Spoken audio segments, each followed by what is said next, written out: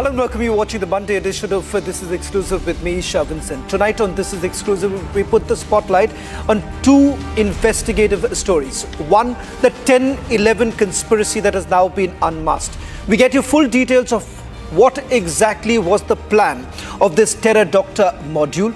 Not just that, the other big security lapse on the part of Air India. A British citizen has now gone missing. This story and much more on this edition of This Is Exclusive. But up first, let me take you through the headlines we're tracking in this hour. Jaish-e-Mohammed's 10/11 conspiracy completely unmasked. Republic gets complete details of terrorist Dr. Shaheen's interrogation.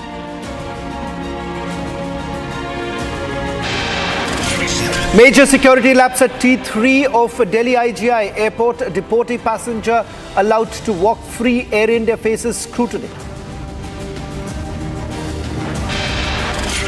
It's a big Republic Global exclusive. Hasina responds to Republic, says she will move International Criminal Court against her death sentence verdict.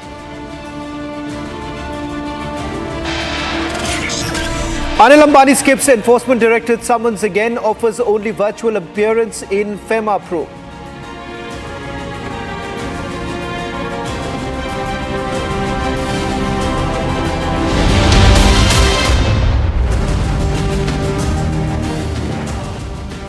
Before I take you through the details of the 10/11 conspiracy, which has now been unmasked only on Republic TV, where we take you through every details of the interrogation that has taken place in the last 48 hours. But there is also a development that's taking place at the terror den. The Al-Falah University. The reason why it's now being called the terror den, because almost every accused in this terrorist doctor module has now been linked to Al-Falah University. In fact, as we speak, multiple teams of the probe agencies have entered Al-Falah University, the last being Delhi police team entering Al-Falah University to carry out further investigation. We'll go across to Ishan, who's joining us live from outside Al-Falah University and getting us the latest details. Ishan, we're given to understand that there's been some movement. I want you to first show us the pictures of what's really happening on the ground and just walk us through the details that you're picking up.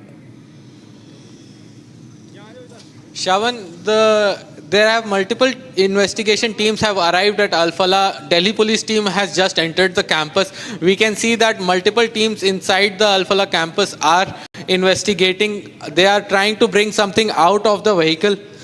And they are trying to bring out, we are trying to get more details of the same. The Delhi police team, andar se visuals dikhao. And we are trying to get the same details about the same. And I'll ask my VJ to show the visuals of the same. There are multiple teams that have arrived and they are trying to see what is, we are trying to determine what is exactly happening to the investigation. They have shown that around 20-25 police officers in three different vehicles have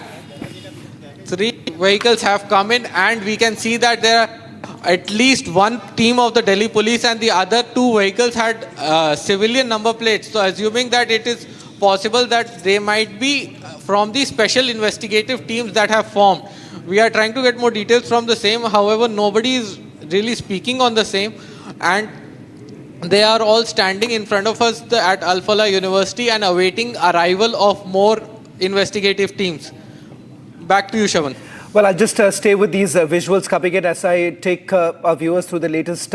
Ishan, if you can just ask your camera person to stay with these latest visuals. I'll just speak over these images that are now coming in, breaking news coming in as far as the crackdown inside Al-Falah University. Now, this university, which is in the Delhi NCR region, has now become the focal point of the investigation that is being carried out by the Delhi police along with Jammu and Kashmir police and the National Investigation Agency. On your screens right now, multiple teams of the probe agencies now carrying out this entire probe following fresh details really emerging of how this university was being used by the terrorist doctor module, starting with Dr. Muzammil himself. Of course, thereafter, Omar being the other person who was present at Al-Falah campus. Latest images that we're going to show you in a short while from now. The entire footage, 38 CCTV grabs that have been accessed by Republic TV clearly goes on to indicate that here at Al-Falah campus was the entire planning that was essentially done. A base was being created by this particular module to carry out their entire plan. In fact, the movement of explosives have also taken place. And not just that, what we are also given to understand is that multiple meetings between Omar, Muzammil, as well as Adil and Dr. Shaheen actually took place at this very campus. The Hyundai i20 that was actually used was also kept at the university campuses. There is another vehicle that is basically going in right now. So entire focus now shifting at Al-Falah campus, because it is also suspected that some amount of weapons, ammunition was actually brought inside the Al-Falah campus. While the management of Al-Falah campus has tried to distance themselves from this entire incident, saying that they have nothing to do. In fact, it turns out that it is far from the truth. In fact, you also have more details coming in of the owners, the management of Al-Falah campus also being under the radar of the investigative agencies. Financial audit is also going to be carried out very soon, is what we are being told. The Enforcement Directorate will be looking at the financial irregularities, as it is suspected that suspicious financial transactions have also taken place, and that is the reason why Al-Falah campus has now come under the radar.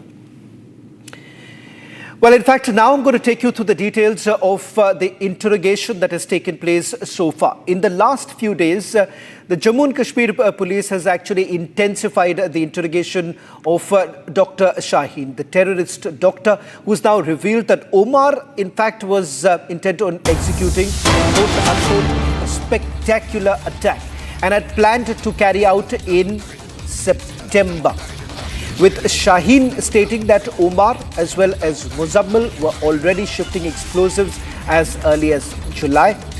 She added that identical explosive-laden barrels were transported to multiple locations using an eco-sport vehicle, and that Omar and Muzammil even argued over this movement. Now, according to Shaheen, Omar, Muzammil and Muzaffar planned to meet their alleged Pakistan-based handler in Turkey. What we are going to do over the next couple of minutes is going to take you through what we know so far in terms of the investigation that has been carried out.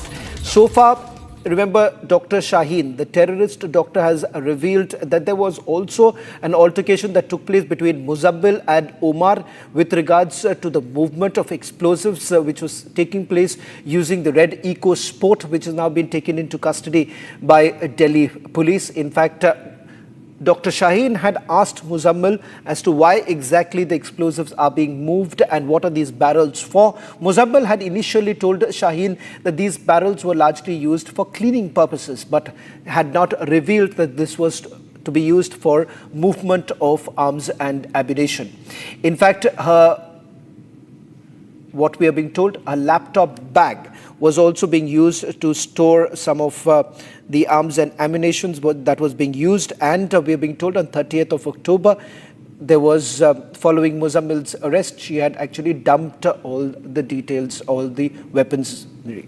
We're also picking up some more details on the terror Dr. Shaheen. Shaheen has, we're given to understand that there are 3 passports that were basically issued under different addresses in Kanpur, Lucknow and Faridabad. So reports basically suggest that she also was believed to have travelled to Pakistan 3 times and was allegedly involved in raising funds through Hawala channels to support the module's activities. Now, this is following reports now coming in from our sources that there was a passport verification actually done by Faridabad police. This was just days before the blast actually took place, and she was actually taken into custody.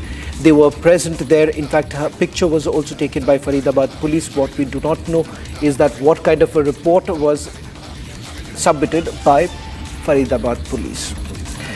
Let's also take you to the other angle that we're getting in. Investigative agencies probing the Delhi blast say that they have gained crucial insights from Dr. Shaheen Alias, Madam Surgeon, after recovering her WhatsApp chats, she regularly received messages from two unidentified numbers, which was basically saved as Madam X and Madam Z, in which the word medicine was repeatedly used as a code word for explosives, while references to an operation allegedly pointed to a terror attack. Now, that's the other details that we are essentially getting in right now with regards to Shaheen's questioning that has taken place. Now, we are now going to take you through the entire conspiracy, how exactly it was planned, when was it planned, and who started. In fact, the alleged plot began in 2021 and 2022 with the purported aim of reviving Ansar Ghazwat-ul-Hind in India, recruiting vulnerable youth from Kashmir as well as from other parts of the country. The four terrorist doctors were known to each other, and Dr. Muzammil and Dr. Umar lived nearby, while Shopian-based cleric Irfan Wage had once taken a family member to Muzammil for treatment.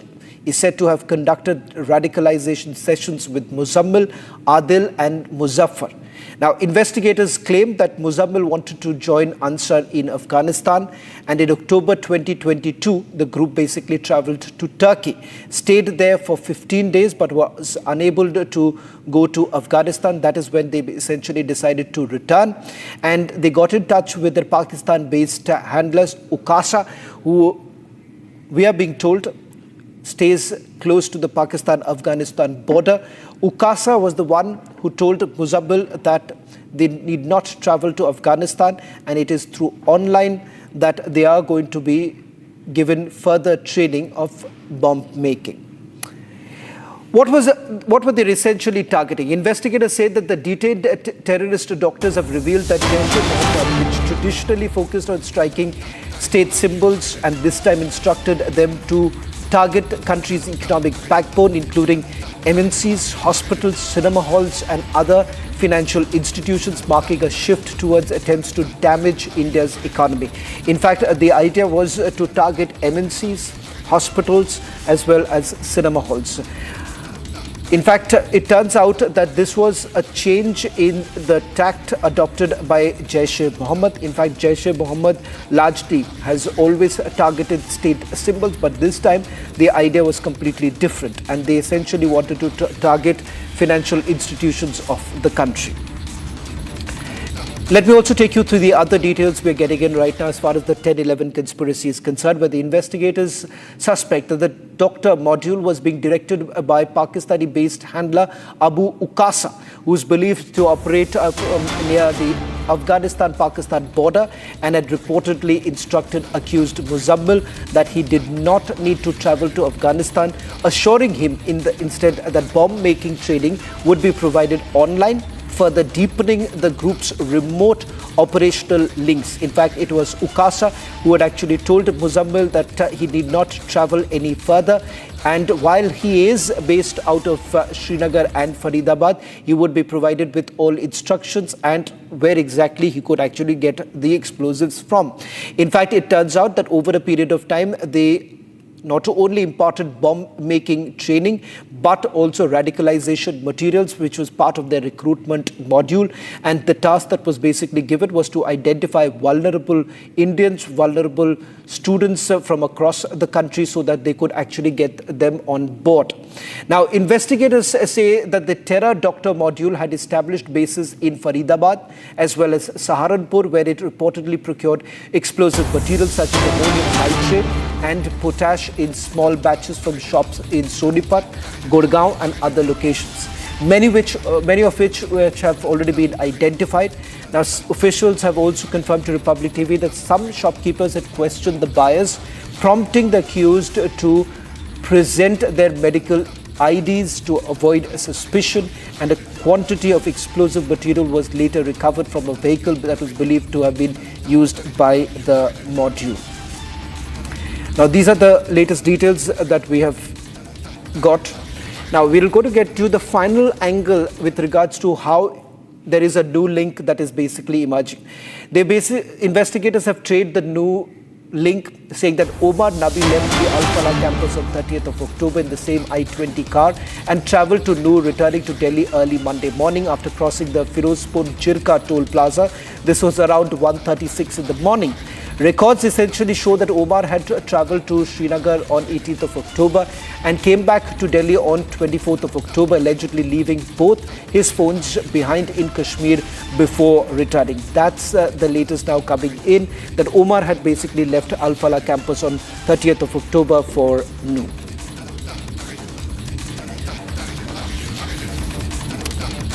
Let's now take you through some of the details that we're essentially getting in. We've pieced together what really happened before the bombing. In fact, Republic TV has now accessed 38 different CCTV footage clips that trace Omar Nabi's movements across multiple locations in the hours leading up to the Red Fort blast in Delhi.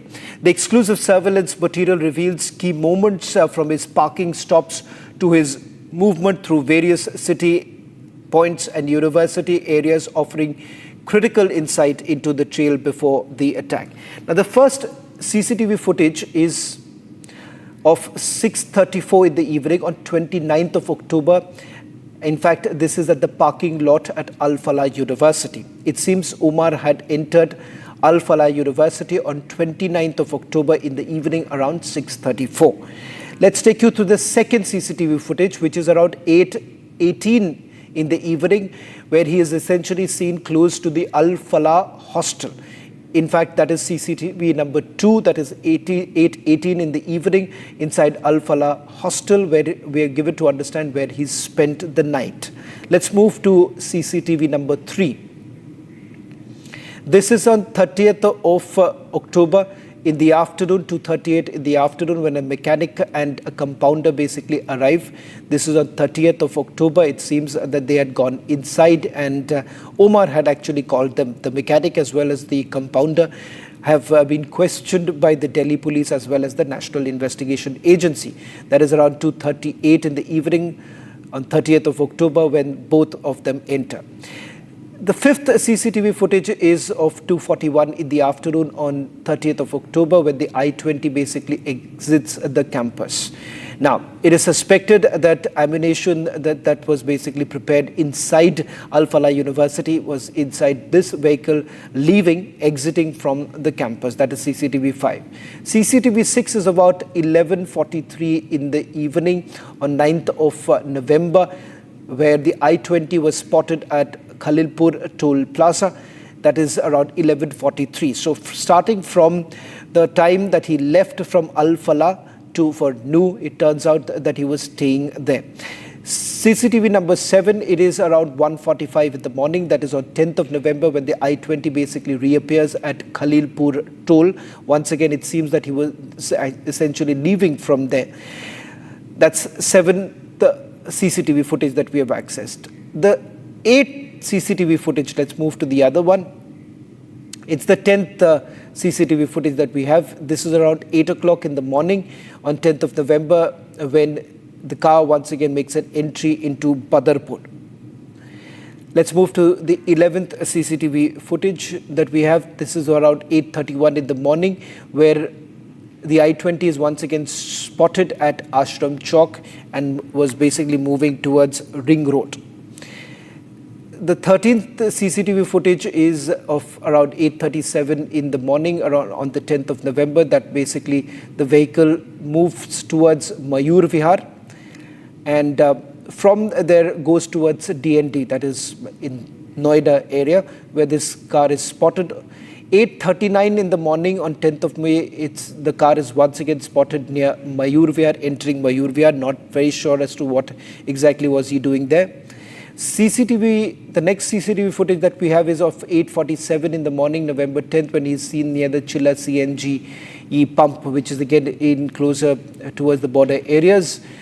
Now, 10th of November when he's seen near the Chilla CNG pump. The next is 8:56 in the morning, November 10th, again seen in Mayur Vihar area. He seems to have spent some time in Mayur Vihar area, and now Delhi police have also picked up a few people from the area. The next is around 8:58 in the morning on 10th of November. He's back on the DND, returns towards Ashram Chowk. The 18th CCTV footage that we have accessed, let's move to that. It is 9:17 in the morning, November 10th, when it passes in front of Nizamuddin police station. He was seen crossing Nizamuddin after spending some time in Mahir Vihar area. The next CCTV footage that we have is of 9:18 in the morning. He's seen heading towards India Gate area. So this vehicle with arms and ammunition had gone to central Delhi. 9:25 in the morning, he basically reaches Shah Jahan Road. Then let's take you through the other CCTV footage that we have. It is CCTV number 22 when around 9:26 in the morning he's seen at Akbar Road. This is a VVIP zone where you can see the vehicle at Akbar Road. Let's move to the other. The 23rd CCTV footage shows that he has reached near Rail Bhavan. In fact, another VVIP area not very far away from the parliament where you have this car moving around. Let's move to CCTV number 24, 9:31 in the morning. It is seen at Kartavya Path. That's again at Kartavya Path from Akbar Road moving towards India Gate, and finally at Kartavya Path he's spotted. Then he's seen near Suneri Bagh Road, that is CCTV 25. Let's take you through the others.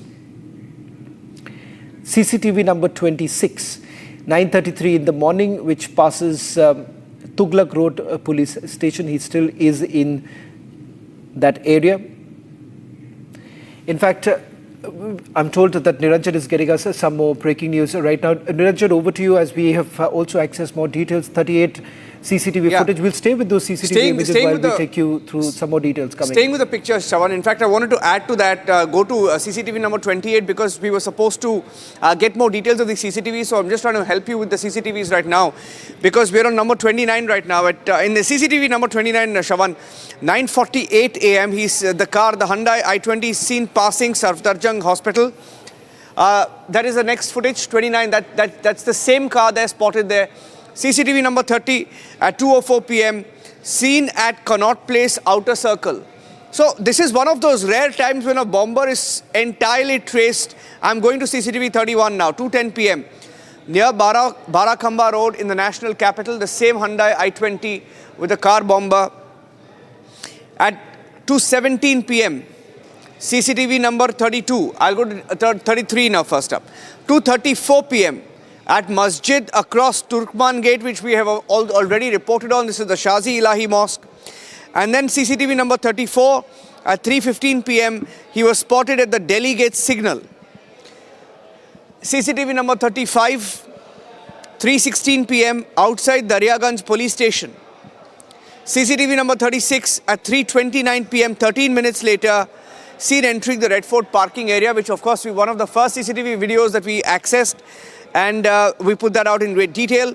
And perhaps in what would be one of the last CCTV videos before he exploded, 6:23 p.m. on the 10th of November, the same white car was seen exiting the Red Fort parking. And 38, he was at the blast location. That is CCTV number 38, 6:50 p.m. 1 minute before the blast. That was the last footage. So I think this is it is fascinating how every journey. Every point where there was a CCTV, he was captured, but it's all coming out. It's exactly 1 week, Shaheen. Last Monday, this time we broke it. And again, exactly 7 days later, we've been able to map the entire journey. Back to you for now, Shaheen. Thank you very much, Niranjan, for getting us the latest details. 38 CCTV images that gives us a sense of to how this entire conspiracy was planned. Well, that's all that we could pack in this edition of This Is Exclusive. Coming up, trending with my colleague, Arnab.